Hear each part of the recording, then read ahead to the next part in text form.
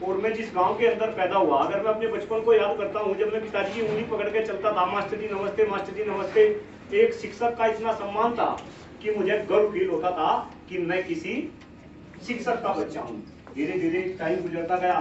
2001 में MBA engineering college Jodhpur से मैंने एमसीए किया। उस टाइम पे एमसीए करना अपने आप में बहुत बड़ी बात थी।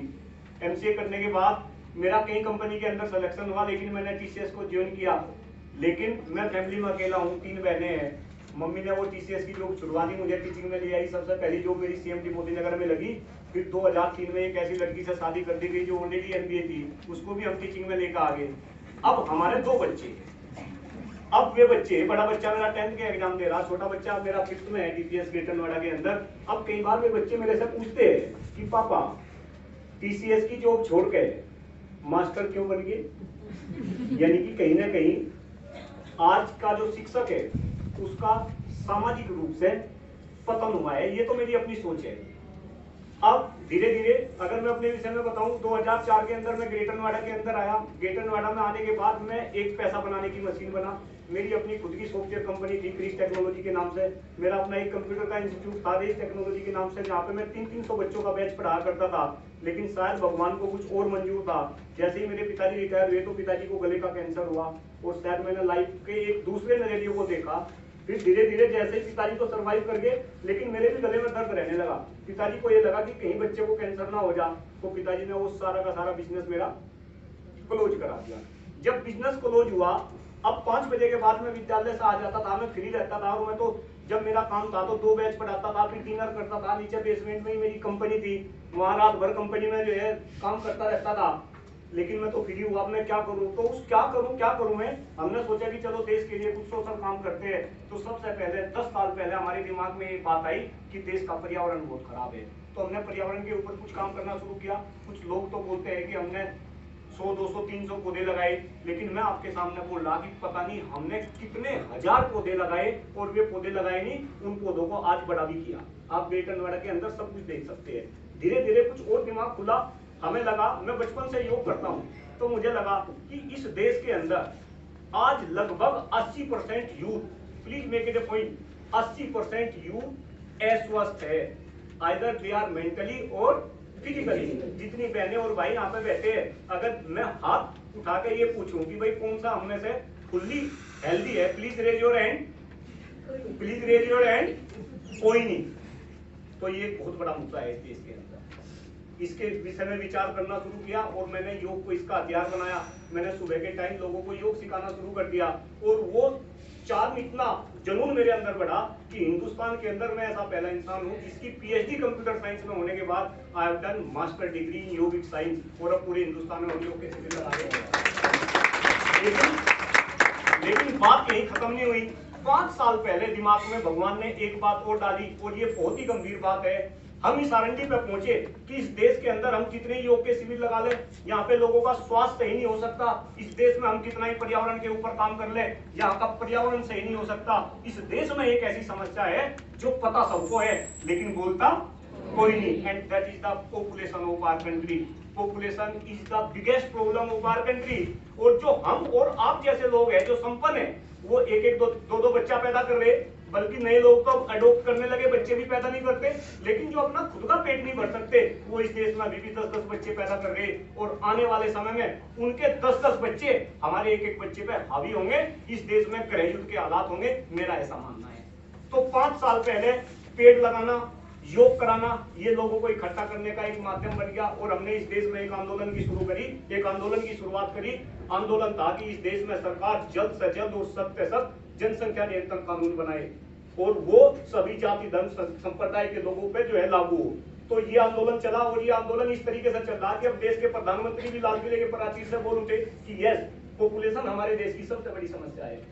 लेकिन हो क्या रहा था, एक तरफ तो मैं सारे सामाजिक काम कर रहा था, दूसरी तरफ अलग अलग पार्टी के नेता मुझे अपनी तरफ खींच रहे थे। शायद आज के बाद आप अलग अलग टीवी डिबेट में मुझे बैठे हुए तो देखोगे, और मैं सब नेताओं को, कोई किसी भी पार्टी का हो, एक ही बात बोलता हूं, इन नेताओं ने हमारे लिए सांस लेने के लिए हवा नहीं छोड़ी, पीने के लिए पानी नहीं छोड़ा, खाने के लिए शुद्ध खाद्यान्न नहीं छोड़ा, हमारी एजुकेशन व्यवस्था अच्छी नहीं छोड़ी, इस देश में गुरु का सम्मान नहीं छोड़ा, गुरु का स्वाभिमान नहीं छोड़ा, और देश के नेता कह रहे कि हम इस देश को क्या बना देंगे, विश्व गुरु बना देंगे। तो ऐसा इनके पास कोई जादुई छड़ी नहीं है। और मेरे पिताजी ने मुझे हमेशा कहा कि बेटा नेताओं से और पुलिस वालों से हमेशा बच के रहना, तो दिमाग में वो बात थी।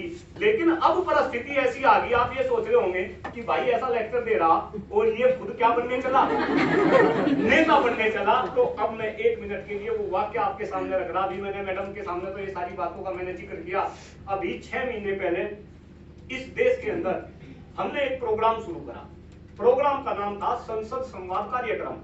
उस प्रोग्राम का एक मकसद था, इस देश में अभी 780 संसद है, each and everything available on social media, whatever I am saying just please find out कि whether I am telling you the truth और नॉट। मे बी मुझे नेता बनना, मैं झूठ बोल रहा हूं, लेकिन ऐसा नहीं है। आप मेरी बॉडी लैंग्वेज से, भावनाओं से आपको पता चल जाएगा। प्रोग्राम का नाम था संसद संवाद कार्यक्रम।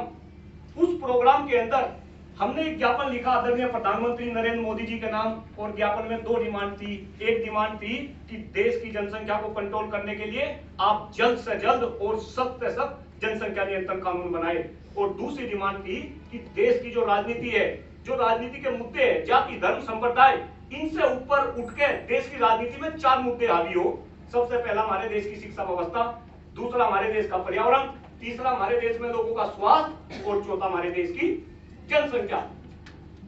इस ज्ञापन को लेकर मुझे हर एक सांसद के पास जाना था, सांसद के साइन कराने थे, और मुझे ऐसी उम्मीद थी कि 780 में से कम 200-300 सांसद साथ देंगे और वो साइन करेंगे।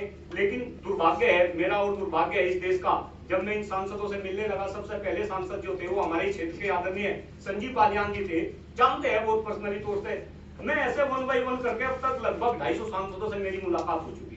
जहां तक साइन की बात है, 2 सांसदों ने साइन किए, एक कैराना के सांसद आदरणीय प्रदीप चौधरी जी, दूसरे कन्नौज के सांसद आदरणीय सुब्रत पाठक जी। साइन तो किसी ने नहीं किए, कोई बात नहीं, लेकिन उन्होंने ट्रीटमेंट भी मुझे ऐसा दिया, सॉरी मैं गलत बोल रहा, कुछ ना कोई ऐसा समझा कि मैं डॉक्टर कुलदीप मलिक एक पढ़ा लिखा इंसान नहीं, मैं उनके लिए I am just like a street dog.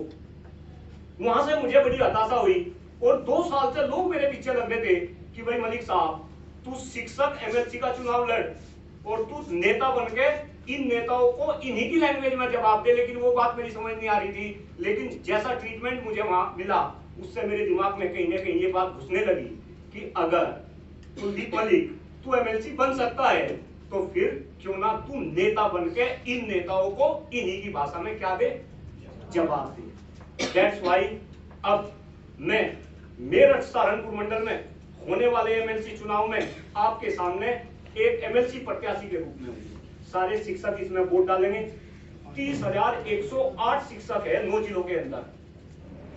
पिछले 3 महीने से मैं सुबह 4 बजे उठ जाऊं जी, और रात के लगभग 10 बजे तक मैं अपनी गाड़ी दौड़ाता रहूं।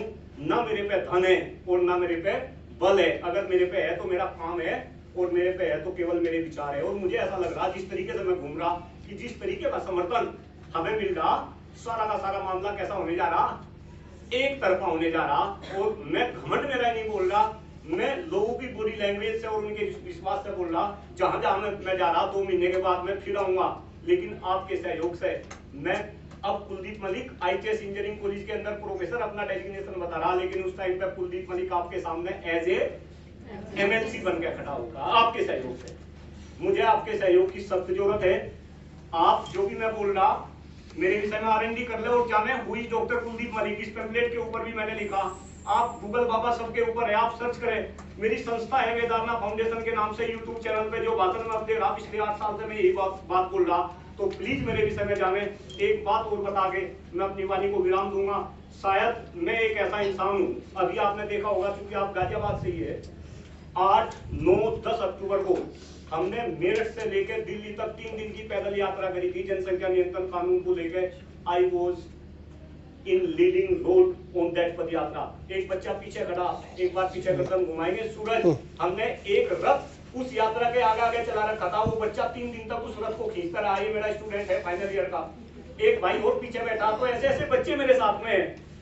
इससे पहले लोग मोदी जी का 69वां जन्मदिन सेलिब्रेट कर रहे थे। अभी उस दिन मैं इंडिया गेट के 69 चक्कर लगा रहा था और मैं मोदी जी को बता रहा था कि इस देश के अंदर जाति पाति धर्म की राजनीति छोड़ के हम राजनीति कितने मुद्दों पर करें, 4 मुद्दों पे। कौन कौन से पे?